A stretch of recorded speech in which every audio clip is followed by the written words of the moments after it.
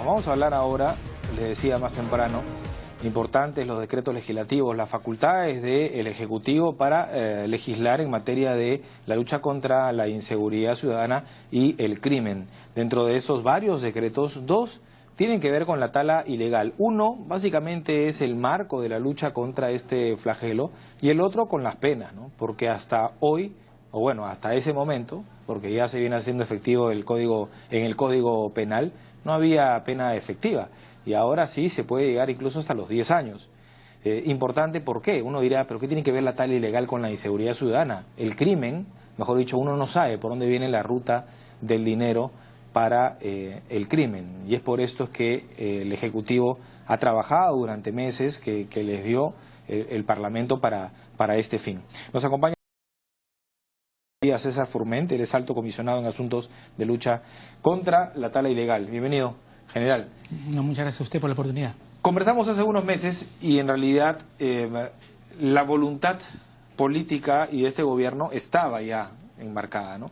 Lo que faltaba era la ley, digamos, el marco jurídico y el marco legal para luchar contra la tala ilegal.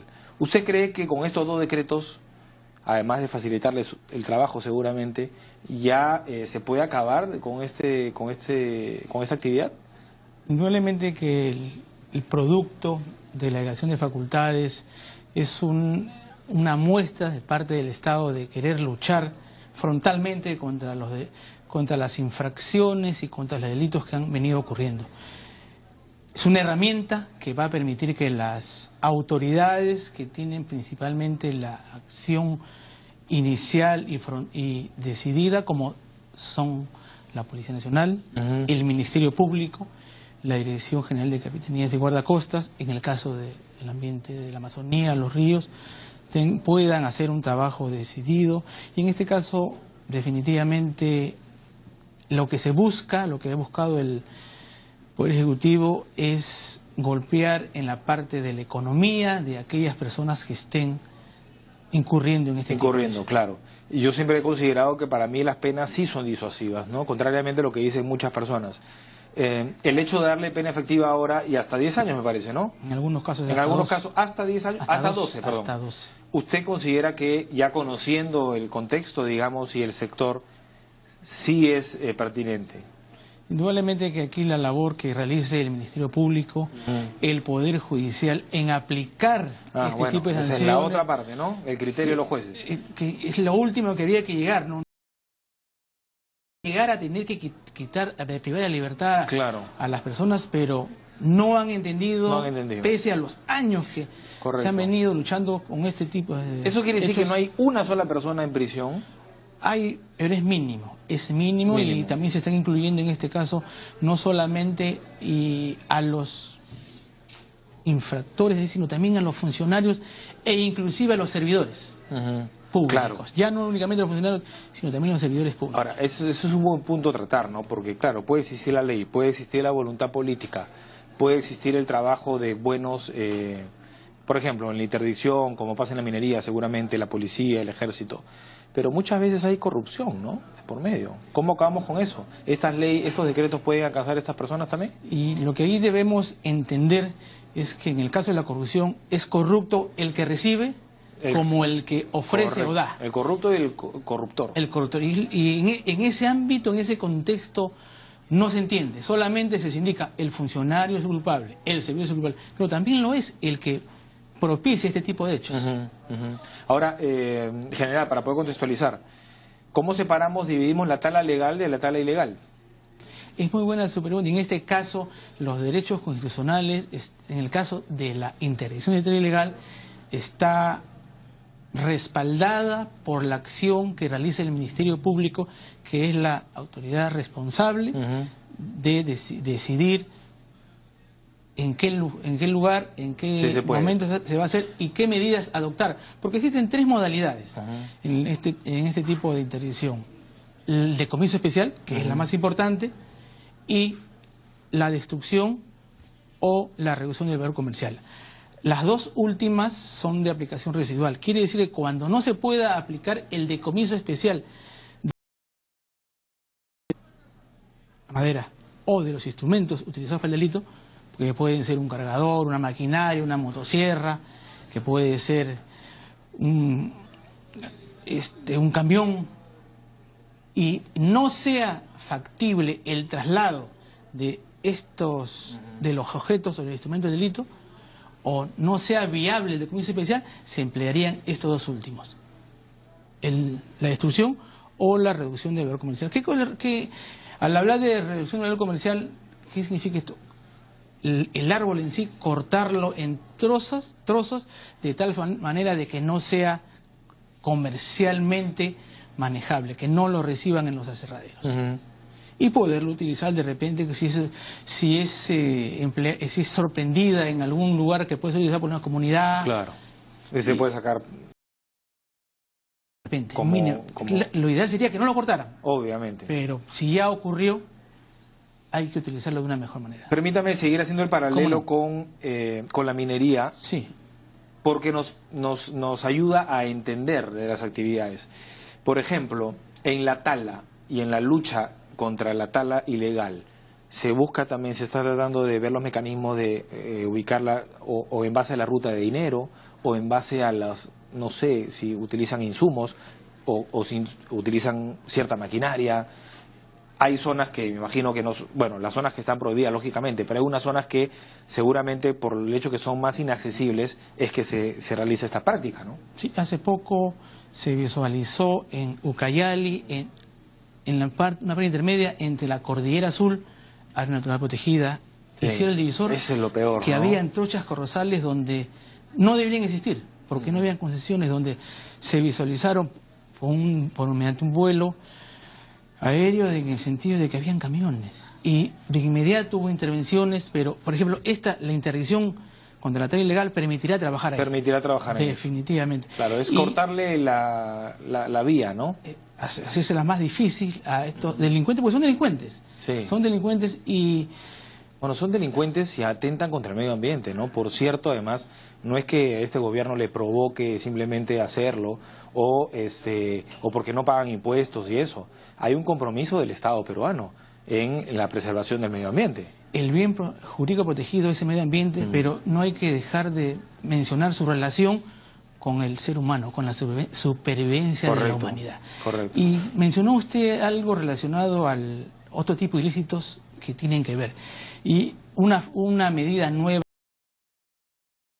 agravada en este caso, es cuando, como consecuencia de la actividad ilícita relacionada a la tala ilegal, se realizan actos contra los tributos o las acciones aduaneras, o tiene relación con lavado de activos. Sí, y no me sorprendería trata de personas también, seguramente explotación, ¿no? Indudablemente. Y mire, en la Comisión Multisectorial Permanente, que ha juramentado o se ha instalado en enero, una nueva institución que ha ingresado, es el Ministerio de Trabajo. Casualmente, por lo que acaba de usted indicar, la trata de personas, el trabajo forzoso, que no hay que dejar de mencionar porque es conocido que en épocas que no hay lluvia se internan en la Amazonía y están trabajando 30, 60, 90 días de repente, y llevan hombres y llevan mujeres y los explotan en las peores condiciones. General, ya está el marco legal, digamos. Ahora, el presupuesto irá llegando, hay un compromiso para ello, se necesitan recursos. Le doy un ejemplo, satélite. Necesitamos utilizar satélite en esto, ¿no? El empleo de la tecnología está previsto, y desde hace cierto tiempo el Ministerio del Ambiente, el Ministerio de Cultura cuentan con esas herramientas y ya hay un módulo empleado por el Ministerio Público en Ucayali a fin de poder monitorear. Y no solamente quedará allí el empleo de tecnología, sino también se piensa utilizar por parte de la Marina de Guerra, instalando GPS a las embarcaciones que se desplacen por los ríos, de tal forma de monitorearlos y poder verificar que los no sean mal empleados o se desvíen en la ruta. Justamente usted se ha pronunciado sobre los madereros de Ucayali. ¿Qué respuesta ha tenido? Lo que se busca por parte de ellos son las propuestas con sustento técnico. Se les ha sugerido, ya habíamos tenido una reunión en abril, hemos tenido hace una nueva reunión, donde señalaban que la normatividad no contempla a un gran número de trabajadores del sector. Pero cuando se les preguntó cómo calificar a estos pequeños extractores forestales, no supieron hacer. Cuando se les preguntó ¿y de dónde extraerían la madera? Tampoco. La respuesta no fue muy convincente.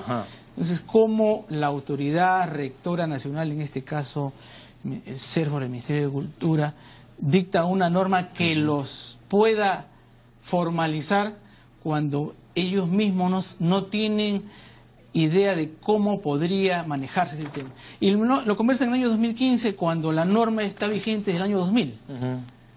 14 años han pasado y no han pensado en la solución. O no quieren hacerlo. ¿Hay tanta informalidad en la tala como en la minería? Lastimosamente sí. Son muchos años en los cuales la informalidad en este tipo de actividad ha originado que no sea bien llevado y no sea los recursos económicos que el país. Exactamente, porque se afecta también al erario, ¿no? Ahora, ¿hay posibilidad de reordenar como la minería igual a tala?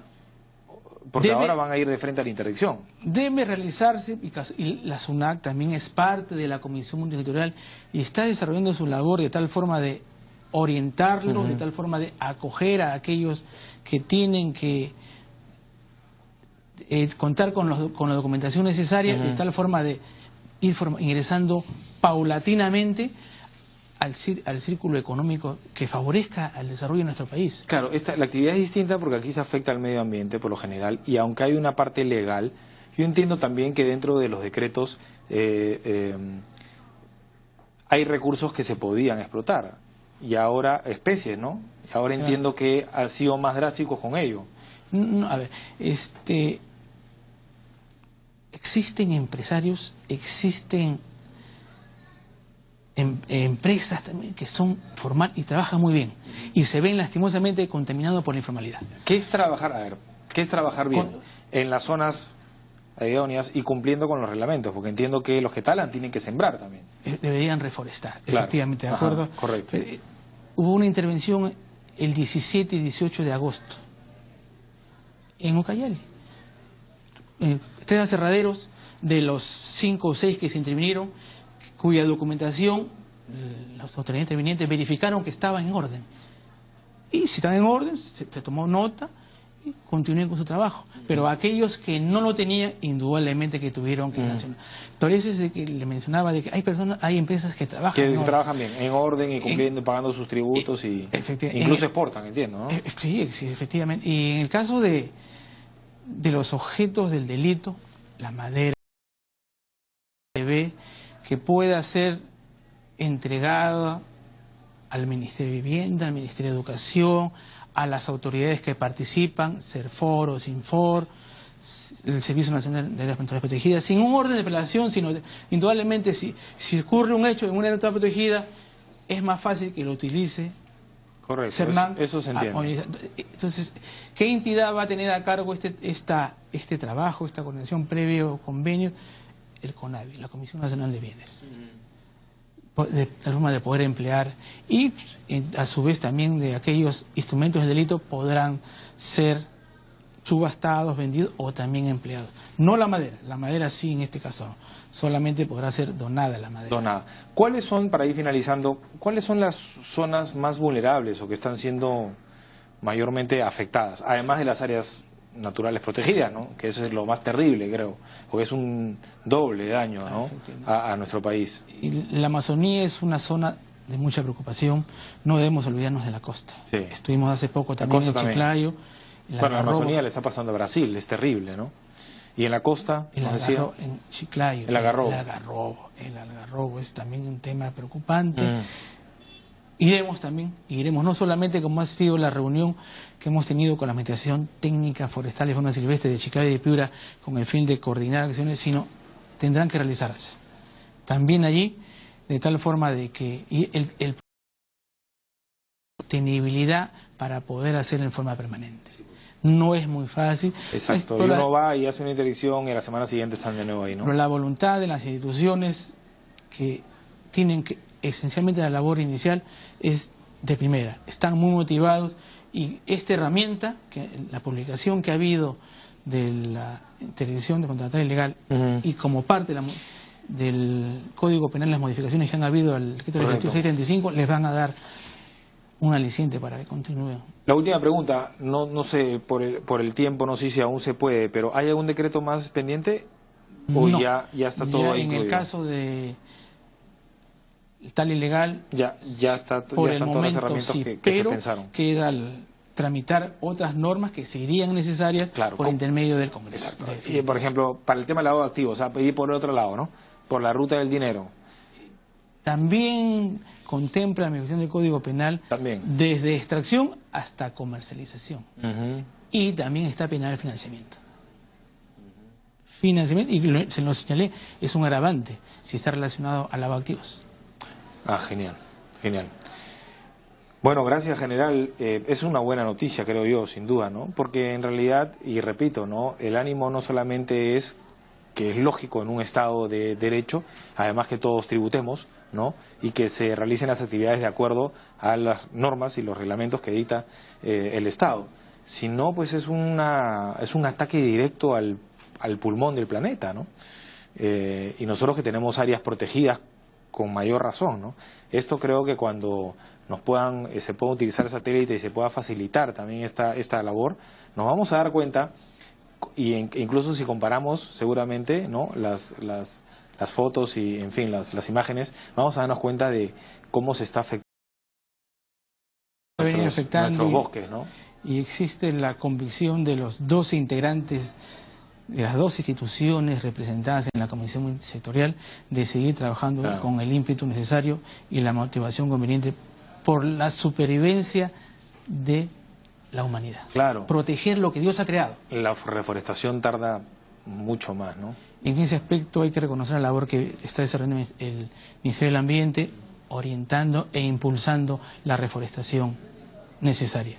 Gracias, general. Vamos a estar atentos a las actividades, a los operativos que ustedes pueden realizar y sobre todo a los resultados que se puedan conseguir con esto. Gracias, muy amable.